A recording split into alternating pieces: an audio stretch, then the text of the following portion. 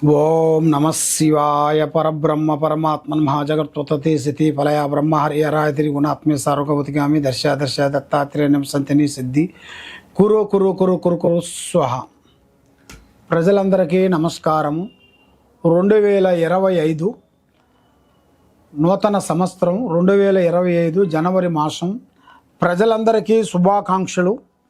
ఈ నూతన సంవత్సరంలో రాశి ఫలితాలు ఈ 12 రాసుల వాళ్ళకి ఈ జనవరి నుంచి 12 వరకు రాసుల వరకు ఎలా ఉన్నాయి, స్థితిగతులు ఎలా ఉంది, వాళ్ళ నామ నక్షత్రం ఎలా ఉంది, వాళ్ళ నక్షత్ర ప్రభావం ఎలా ఉంది అనేది మనం ఇప్పుడు తెలుసుకోబోతున్నాము. కాబట్టి ముఖ్యంగా మనకి ఈ కొత్త సంవత్సరమున అందరికీ హారి ఆరోగ్యాలు, మనశ్శాంతి, విద్య, ఆరోగ్యము, మనశ్శాంతి అన్నీ ఉండాలని మనస్ఫూర్తిగా కోరుకుంటూ మీ కోయదొర బిఎల్ శ్రీనివాసరాజు గారు మనస్ఫూర్తిగా కోరుకుంటూ హ్యాపీ న్యూ ఇయర్. ఓం నమ శివాయ. ధనుస్సు రాశి ఫలితాలు. ఈ ధనుస్సు రాశి వాళ్ళకి మూలా నక్షత్రం 1, 2, 3 పాదములు అనగా, పూర్వాషాఢం 1, 2, 3, 4 పాదములు అనగా, ఉత్తర ఆషాఢం 1, 2, 3 పాదములు అనగా కలిస్తేనే ధనుస్సు రాశి ఫలితాలు. మరి ఈ ధనుస్సు రాశి వాళ్ళకి మనస్తత్వము, ఆలోచన, యోగము, నక్షత్రము, స్థానబలము, ఆదాయంలో 5, ఖర్చులో 5 అంటే సేమ్గా ఉంది. రాజపూజిత 1, అవమానాలు 5. కాబట్టి కొన్ని లేనిపోయిన సమస్యలు మీ ఇంట్లో ఉండవలసిన వాళ్ళు కానీ, మీ బంధువులు కానీ, నీ భార్య కానీ, నీ కొడుకులు కానీ, నీకు సంబంధించిన వాళ్ళు కానీ ఎవరో వచ్చి మనల్ని ఇబ్బంది పెట్టే మార్గం కాదు. మనం నమ్ముకున్న వాళ్ళు, మన కన్నవాళ్ళు, మనకు సంబంధించిన వాళ్ళు, మన తల్లిదండ్రులు, మనకు సంబంధించిన వాళ్ళు, అన్నాదమ్ములు, బంధుమిత్రులతో కొన్ని లేనిపోయిన సమస్యలు కొన్ని రాబోతున్నాయి. ఇలాంటి సమస్యలకి మీకు వచ్చేటందుకు కొన్ని జాగ్రత్తలు కొన్ని పాటించాలి. ఏ కార్యక్రమం చేసినా కూడా మీ ప్లానింగ్ ఎవరికీ చెప్పొద్దండి. మట్టికి పోయినా కూడా మన మనిషి ఉండాలి. మనం ఒక పని చేస్తున్నాం అనుకోండి, ముందే వాళ్ళకి చెప్పి చేసామనుకో, ఆ పని కాదు, దాంట్లో బ్రేకే, ఇబ్బందులే, ఎదురే మార్గాలే కొన్ని కనబడినట్టుగా అమ్మవారు పూజా బలంలో మాకు కనబడుతున్నాయి. మరి ఈ ధనుసు రాశి వాళ్ళకి మనస్తత్వము, ఆలోచన విధానము ఉండి ఆలోచించి ఒక దానికి ఒక బాణం వదిలారనుకోండి, అది కరెక్ట్గా ఆ పాయింట్ కరెక్ట్గా సెట్ అయిపోతుంది 100%. ఎందుకంటే సామాన్యంగా వీళ్ళు కొన్ని పనులు ఒప్పుకోరు. ఆలోచించి ఒక పని ఒప్పుకున్నారనుకోండి, ఆ పని కరెక్ట్గా 100% సెట్ అయిపోతుంది. అలాంటి మనస్తత్వం గలవాళ్ళు. కాబట్టి వీళ్ళకి స్త్రీ నుంచి మంచి అద్భుతాలు, మంచి కార్యక్రమాలు, మంచి అభివృద్ధి పొందే యోగం అనేది కనబడుతుంది. మరి స్త్రీ నుంచి కూడా మంచి భవిష్యత్తు అభివృద్ధిగా కావాల్సిన యోగం కూడా వీళ్ళ జాతకంలో కూడా కనబడుతుంది. మరి ఈ ధనుస్సు రాశి వాళ్ళకి ఈ సంవత్సరంలో కొన్ని మార్పులు, కొన్ని చేంజెస్లు కొన్ని రాబోతున్నాయి. ఎగసాయదారులకి కొన్ని మార్పులు, ఉద్యోగం చేసే వాళ్ళకి కొన్ని ట్రాన్స్ఫర్ సంబంధించిన వాళ్ళ ఉద్యోగంలో చాలా పెద్ద డెవలప్మెంటు. కాబట్టి ఎన్నో రోజుల నుంచి రావాల్సిన కొన్ని భూమి సమస్యలు, కొన్ని భూమి సమస్యలు కానీ, కుటుంబ సమస్యలు కానీ, ఎగసాయ సమస్యలు కానీ, మానసికంగా ఇబ్బంది పడుతున్నారా?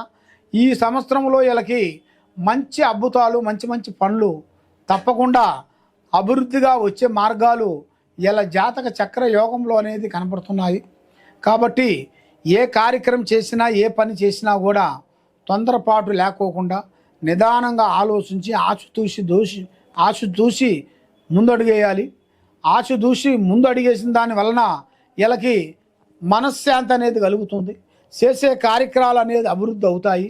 మరి ఏ కార్యక్రమం చేసినా కూడా మరి ఇప్పుడు అంత అనుకూలంగా టైం అనేది లేకోకుండా అయిపోతుంది. మరి పూజా బలంలో చూసుకుంటే పెద్దగా వెలుగులోకి పెద్దగా రావట్లేదు. కాబట్టి వీళ్ళు ఎక్కువగా పూజించాల్సింది జై శ్రీరామ్. ఆ శ్రీరాముని వీళ్ళు పూజించాలి. ఆ శ్రీరాముని పూజించినట్టుగైతే వీళ్ళ ఆరోగ్యము, వీళ్ళ మనశ్శాంతి, వీళ్ళ చేసే పనులు, వీళ్ళు ఏ కార్యక్రమానికి అనుకుంటారో ఆ కార్యక్రమం 100% జయప్రదంగా కావాల్సిన యోగం అనేది ఇలా యోగంలో అనేది జాతకంలో కొన్ని కనబడుతున్నాయి.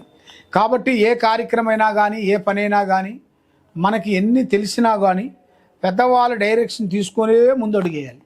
వాళ్ళ మాట కాదు అనుకొని మన సొంతంగా మనం ఆలోచించి వేశారనుకోండి, లేనిపోయిన సమస్యలు ఎరక్కబోతారు, లేనిపోయిన దాంట్లో ఇబ్బందులు ఎదురవుతాయి.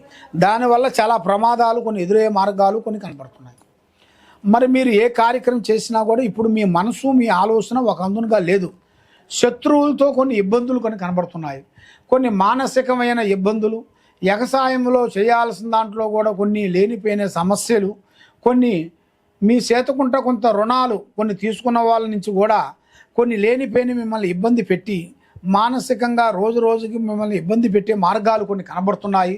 మరి దాన్ని కూడా మీరు కొంచెం గ్రహించుకొని మీరు చేయాల్సిన పనులు కూడా కొన్ని జాగ్రత్తలు కొన్ని తీసుకొని ఈ సంవత్సరంలో కొన్ని ముఖ్యమైన అద్భుతాలు కొన్ని జరగబోతున్నాయి. కొన్ని పెద్ద పెద్ద కార్యక్రమాలు, పెద్ద పెద్ద బిజినెస్, పెద్ద పెద్ద డెవలప్మెంటు కావలసిన యోగాలు కొన్ని కనబడుతున్నాయి. కాబట్టి కొంత ఆరోగ్యపరంగా చూసుకుంటే కొన్ని ఇబ్బందులు కొన్ని ఎదురయ్యే మార్గాలు కొన్ని కనబడుతున్నాయి. కాబట్టి ఆరోగ్యపరంగా కొన్ని ఇబ్బందులు రాకోకుండా ఉండాలి అంటే కొన్ని జాగ్రత్తలు కొన్ని తీసుకోవాలి.